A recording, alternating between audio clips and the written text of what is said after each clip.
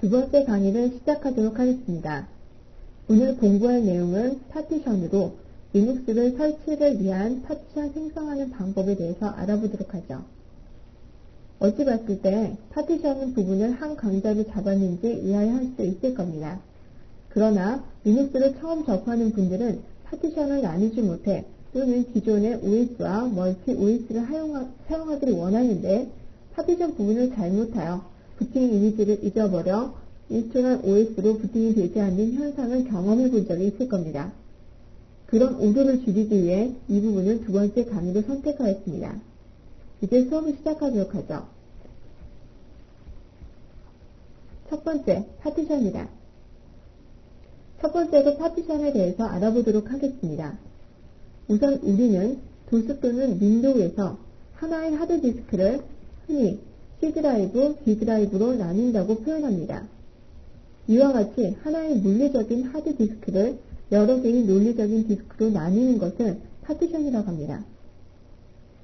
효율적인 하드디스크 관리 및 사용 이외에 운영체제 하나만 사용하고자 할 때는 하드디스크의 파티션 분할에 대한 필요성이 없게 되지만 만일 윈도우와 리눅스, NT, OS2 등 여러 개의 운영체제를 동시에 설치하여 사용하고자 할 경우에는 하드디스크에 설치하고자 하는 운영체제 개수만큼 각각의 설치 공간이 필요하죠.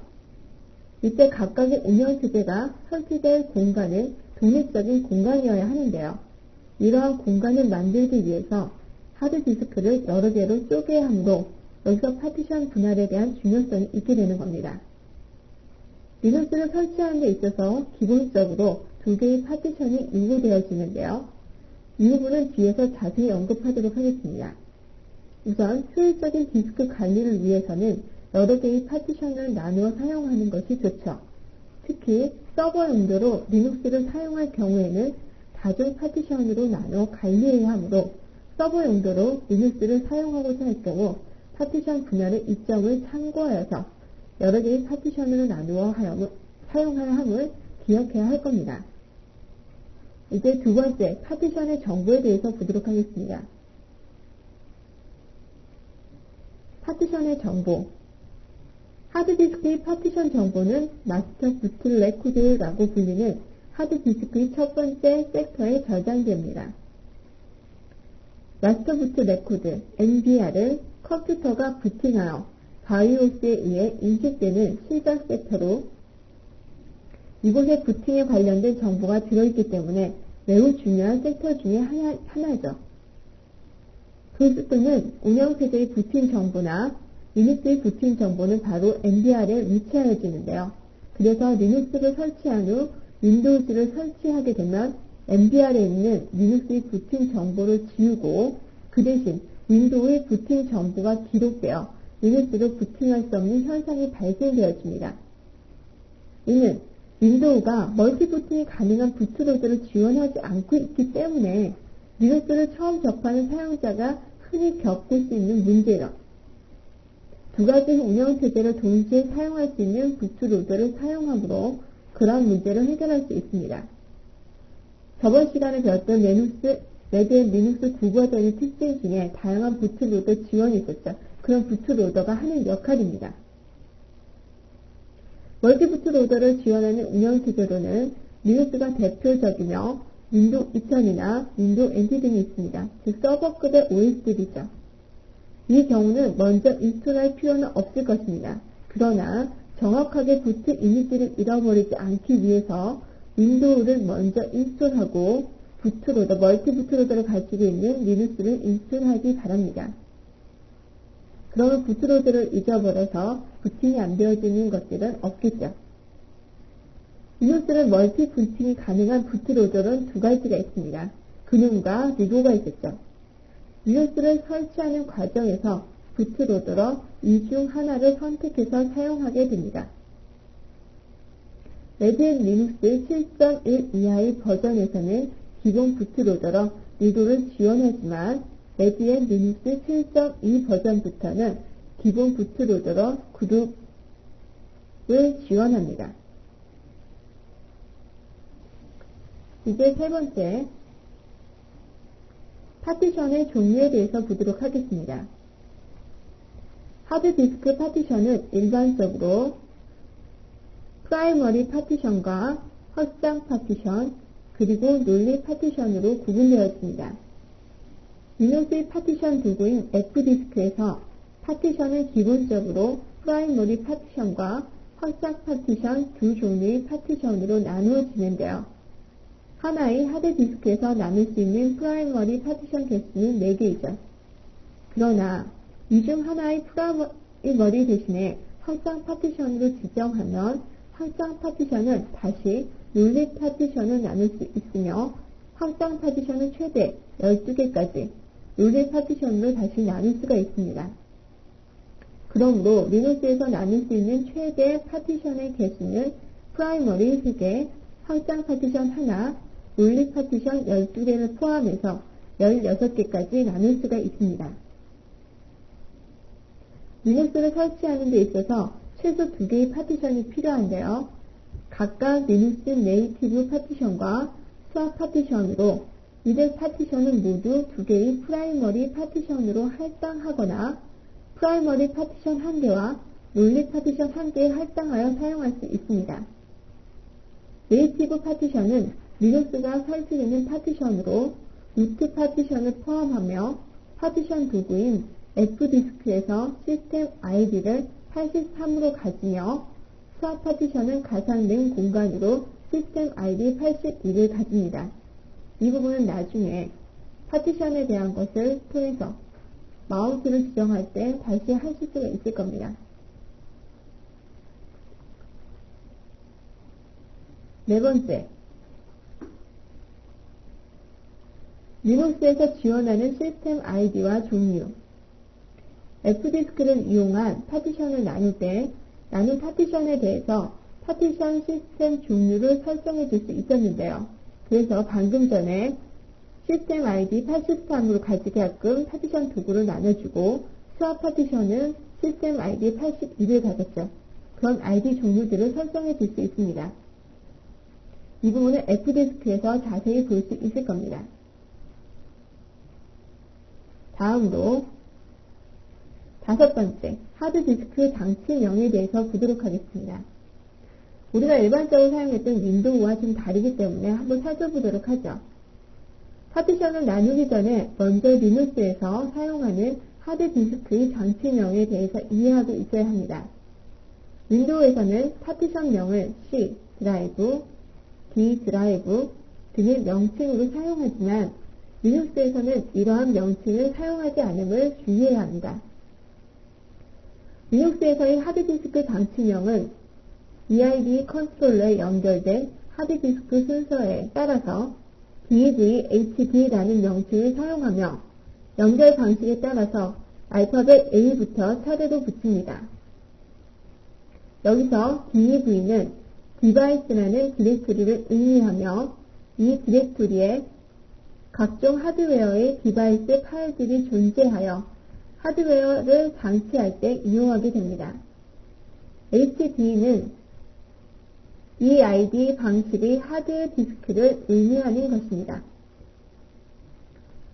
EID 컨트롤러의 프라이머리 마스터에 연결되어 있는 하드디스크를 DVHDA라고 부릅니다. 프라이머리 슬레이브에 있는 하드디스크를 DVHDB라고 합니다. 즉, 표에 보여지는 형식으로 장치명을 붙이는 것입니다. 즉, EID, HDD 연결 순서로 프라이머리 마스터에는 DVHDA, 그 뒤에 개수만큼 1, 2, 3, 4지 나눠지겠죠. 프라이머리 슬레이브는 HDD에 B를 붙여 순서대로 1, 2, 3을 붙이고요. 세컨더리 마스터는 HDC로 C 뒤에 개수만큼 순서로 1, 2, 3을 붙입니다. 이러한 형태로 명칭이 붙게 되는 겁니다. 그리고 하드디스크를 쪼개어 생성되는 파티션의 장치명은 하드디스크의 장치명에 숫자를 붙여 명명하였기 때문에 종류에 보여지는 것처럼 A 뒤에 1, 2 또는 B 뒤에 1, 2와 같이 명명이 됩니다.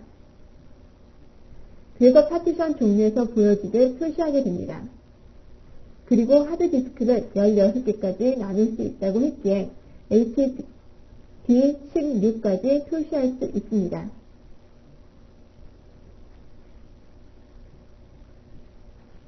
여섯 번째, 파티션 분할에 대한 기본 이해를 보도록 하죠. 첫 번째, 다중 파티션 분할의 이점. 리눅스를 설치하기 전에 하드디스크를 어떻게 나눠 쓸 건지를 계획해야겠죠. 먼저 파티션을 단일 파티션으로 사용하는 것보다는 여러 개의 다중 파티션으로 사용하는 것이 왜 좋은지를 알아보겠습니다. 특히 서버 용도로 리눅스를 사용하는 데 있어서는 파티션을 다중으로 분리해야 시스템 처리 속도 및 보안 차원에서 이점이 있습니다. 그래서 이러한 이점을 충분히 이해하며 파티션 분할을 설계하도록 하는데 참고하도록 하면 됩니다. 그리고 이렇게 리눅스에서 여러 개의 파티션으로 나뉘게 되면 파일 시스템 검사 시간을 줄일 수 있어 부팅 속도가 빨라지며 자료 백업이나 업그레이드를 수월하게 할 수 있고 파일 시스템 보안을 유지할 수 있는 이점이 있습니다. 그럼 이제 이 이점들을 살펴보도록 하겠습니다. 첫 번째, 파일 시스템 점검 시간을 줄여 부팅 시간 감소. 이 얘기는 리눅스 시스템이 부팅될 때 FSCK라는 유틸리티에 의해서 파일 시스템이 점검이 이루어지게 됩니다. 하나의 파티션보다는 여러 개의 파티션으로 나눠졌을 때는 점검 시간이 빨라집니다. 또한 시스템이 비정상적인 종류에 의해서 파일 시스템이 깨진 경우 리눅스는 부팅 시 이를 복구하기 위해 파일 시스템 복구 유틸리티를 실행하게 되죠. 만약 한 개의 대용량 파티션으로 설정된 디스크에는 이를 복구하는 데 상당한 시간을 초래하여 부팅 시간을 지연시키는 반면에 여러 개로 파티션이 나눠져 있을 경우에는 깨어진 파일 시스템이 있는 파티션만 복구하면 되기 때문에 그만큼 부팅 시간이 단축되는 이점이 있습니다. 그리고 부팅 후 사용 중에 파일 시스템에 문제가 있는 파티션을 언마운트하여 파일 시스템 검사를 하여 복구할 수 있으므로 시스템을 다시 부팅할 필요가 없죠. 그렇기 때문에 점검 시간과 부팅 시간을 감소시킬 수 있는 부분입니다. 두 번째, 자료 백업 및 업그레이드 수월. 단일 파티션 상태에서는 데이터를 백업하기 위해서는 다른 하드디스크에 있어야 하지만 다중 파티션에서는 별도의 하드디스크가 없이 백업할 파티션을 선택하여 그곳으로 손쉽게 백업할 수 있는 이점이 있습니다. 또한 리눅스를 재설치해야 하는 상황에서 단일 파티션인 경우는 다른 하드디스크에 백업하지 않으면 모든 데이터를 잃어버릴 수 있는 단점이 있지만 다중 파티션의 경우에는 백업된 파티션은 포맷하지 않고 리눅스가 설치되는 파티션만 포맷하고 리눅스를 재설치하면 백업 파티션을 그대로 사용할 수 있다는 이점이 있습니다.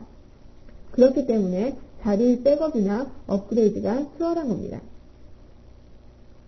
세 번째, 특정 파티션 읽기 전용으로 마운트 가능. 단일 파티션에서는 CD롬과 같은 물리적인 장치 이외에는 읽기 전용으로 마운트하여 사용할 수 없습니다.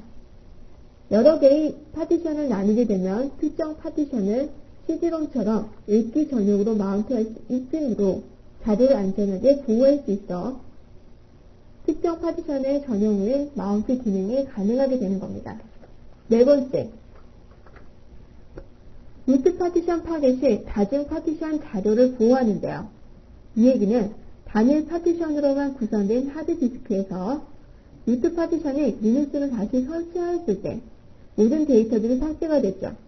하지만 다중 파티션을 포맷하지 않는 이상 그대로 자료들이 보존되고 있기 때문에 리눅스를 다시 설치하거나 루트 파티션을 복구하게 되면 안전하게 사용할 수 있는 이유입니다. 이것이 다중 파티션 했을 때의 분할의 이점들이었습니다. 이제 두 번째 파티션 분할의 이해에 대해서 보죠. 파티션 분할 이해를 하기 위해서 리눅스에서는 최상의 루트 디렉토리를 중심으로 복잡하고도 체계적인 트리 구조를 갖는 것이 특징입니다. 최상의 루트 디렉토리는 슬래시, 지금 보여주는 분할 기록에서 가장 위쪽에 있는 슬래시죠. 그 하나로만 표시합니다. 단일 파티션에 리눅스를 설치하는 경우 최상위 루트 디렉토리를 중심으로 밑에 보여주는 부트나 홈, 유저 같은 디렉토리가 생성이 되어지며 이 디렉토리 안에 파일들이 저장됩니다.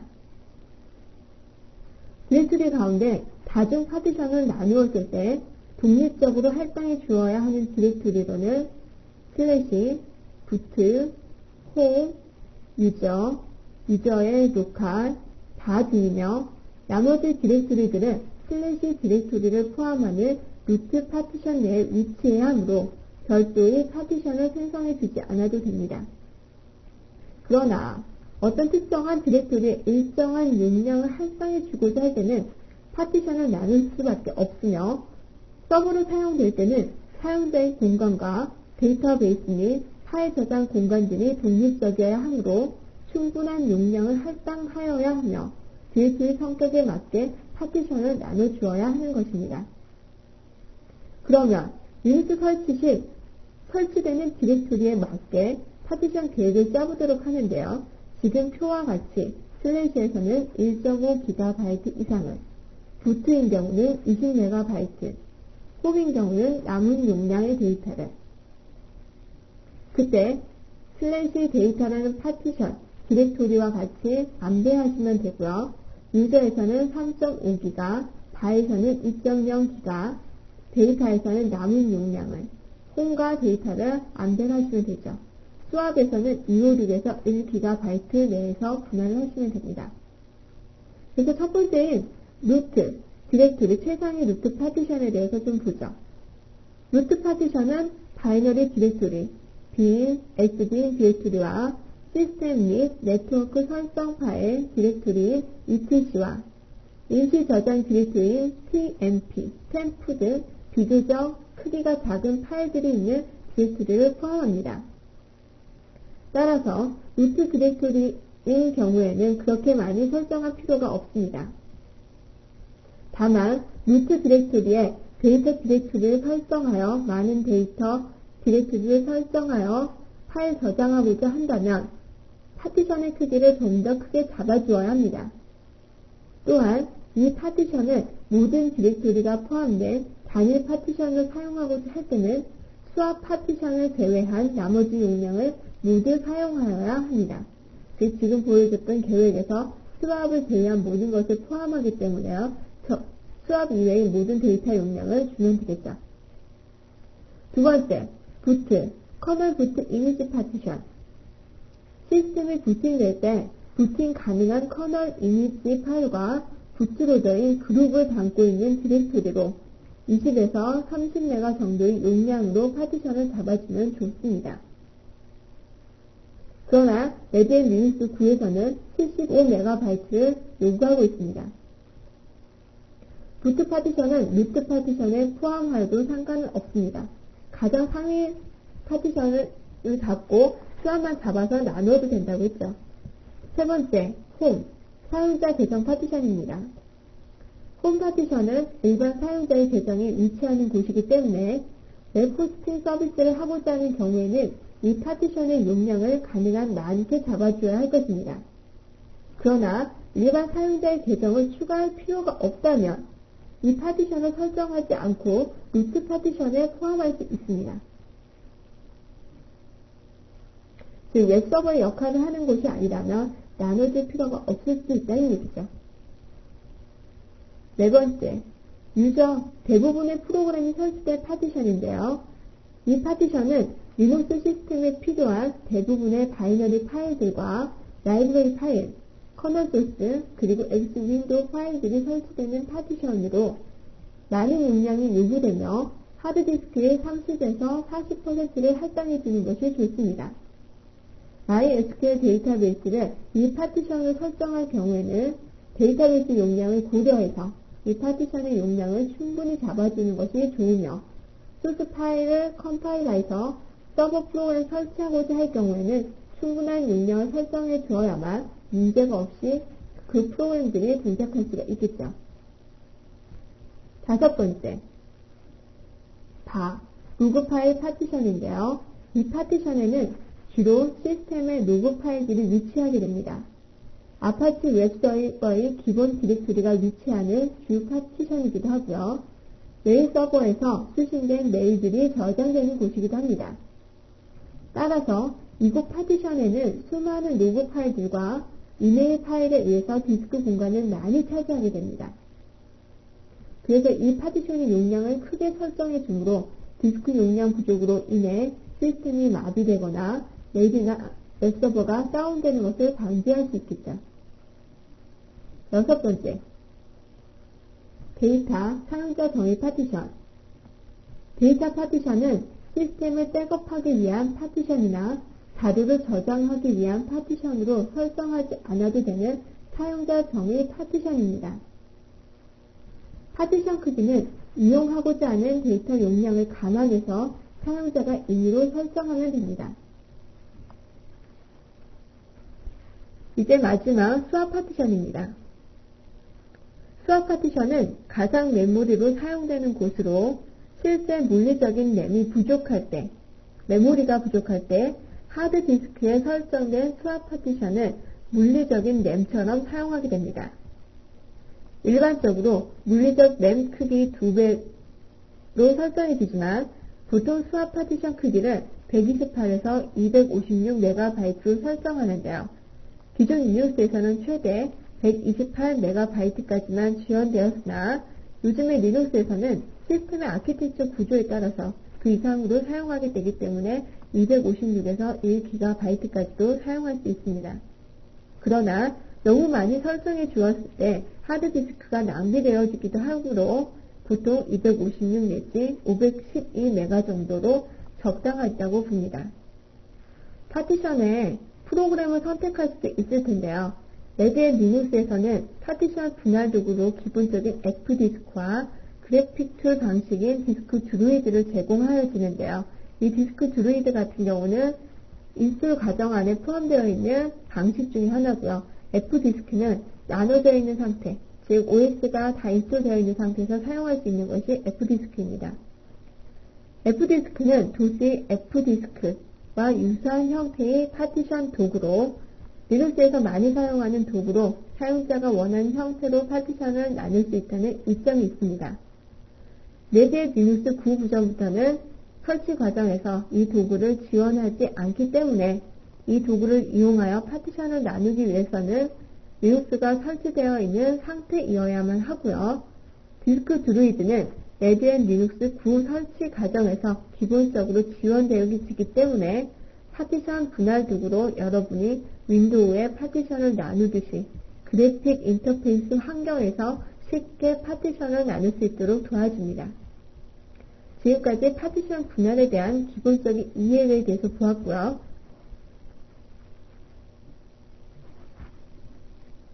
다음으로 디스크 드루이드 사용법에 대해서 보도록 하겠습니다.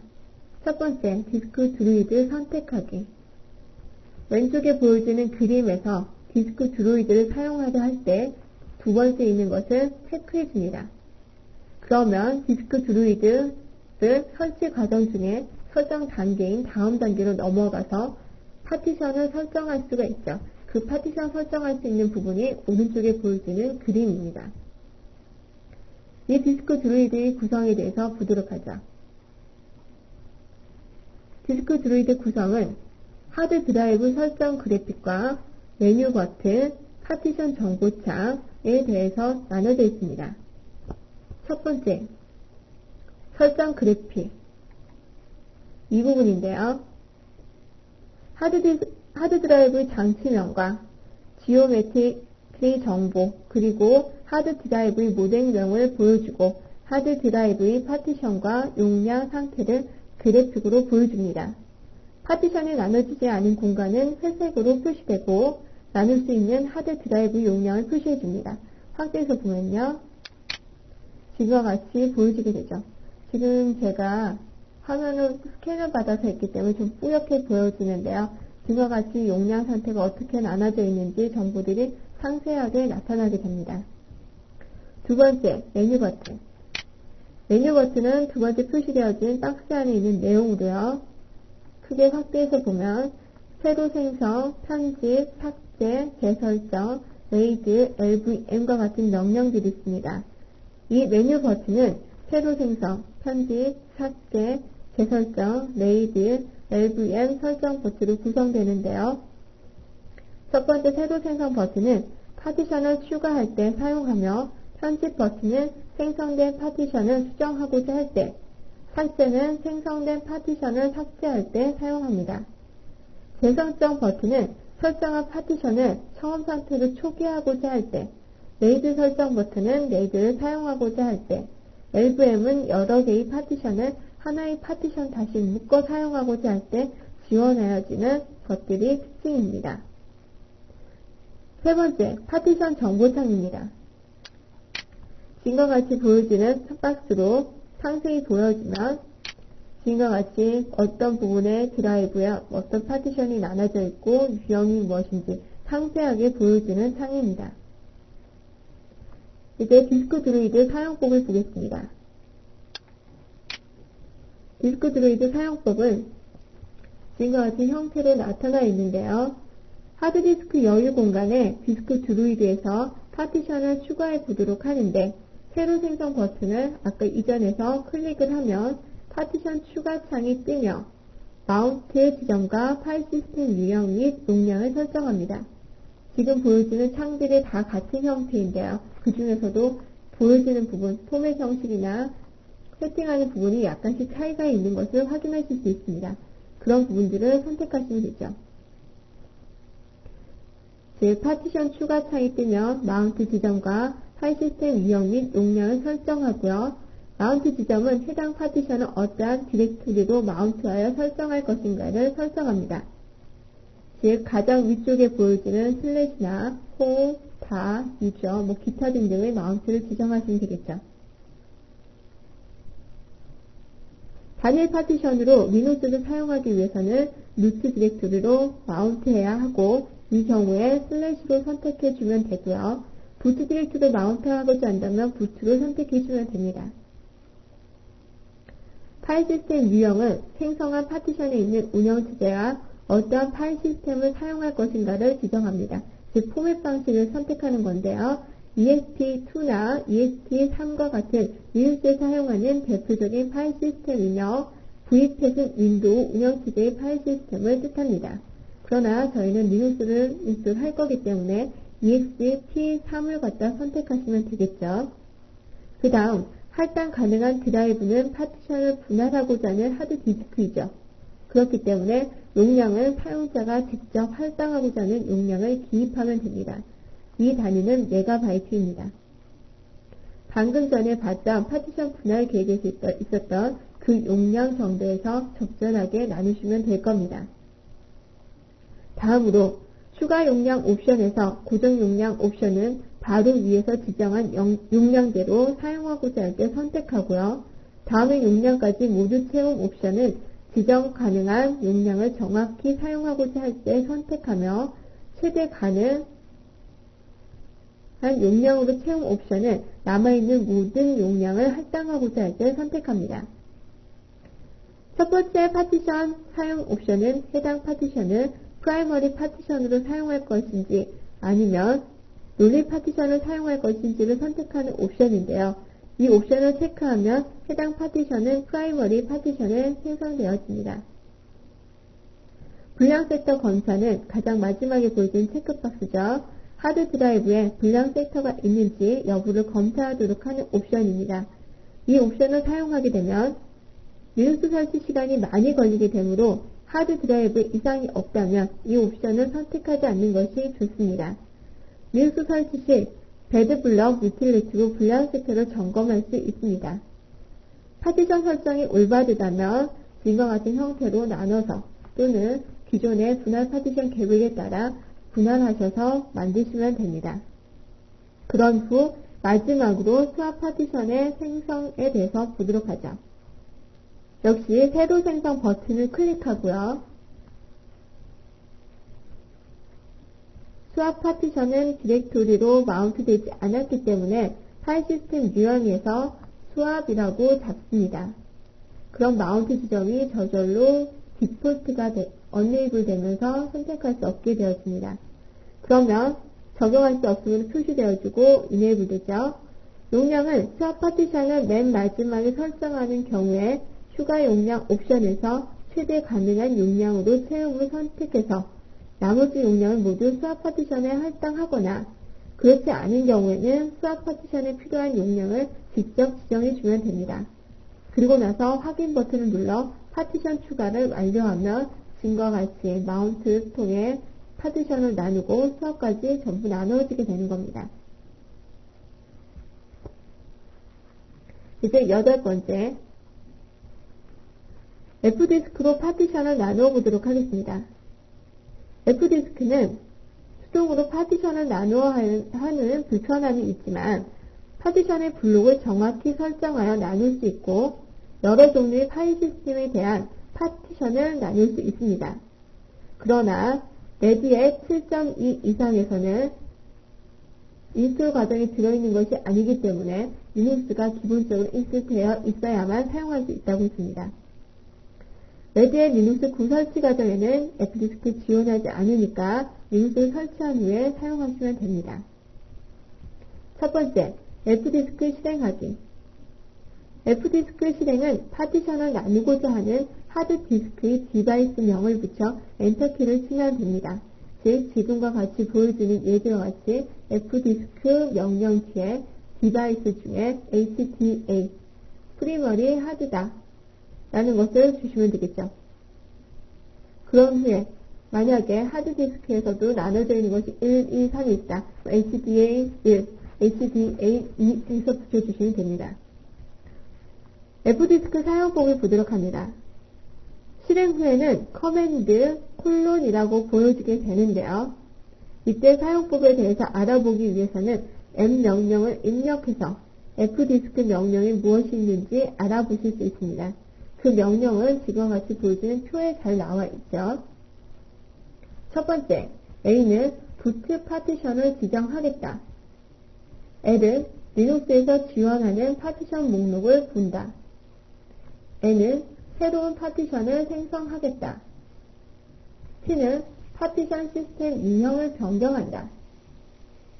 W는 파티션 정보를 저장하며 P는 파티션 설정을 상태 확인하겠다. Q는 종료, WP는 파티션 정보를 저장하며 종료시킨다. 이런 명령들을 통해 사용하시면 됩니다. 커맨드 콜론 뒤에 이런 명령을 넣어주시면 되죠. 이제 F디스크로 파티션을 나눠보도록 하겠습니다.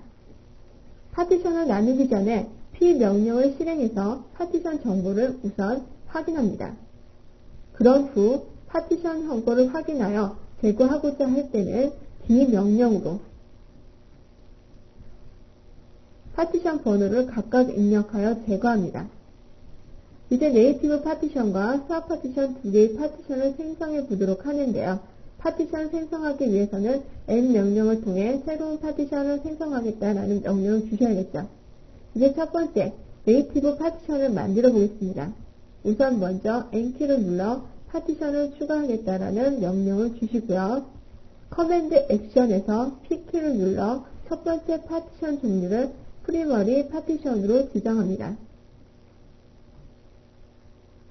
그런 후 첫 번째 파티션의 넘버에 1을 입력하고 퍼스트 실린더에 1을 입력합니다. 그런 후 첫 번째 파티션의 마지막 실린더 수를 지정해 준 후 실린더 수를 입력하는 것보다는 메가바이트로 하드디스크 용량을 직접 지정해 주는 것이 편리합니다.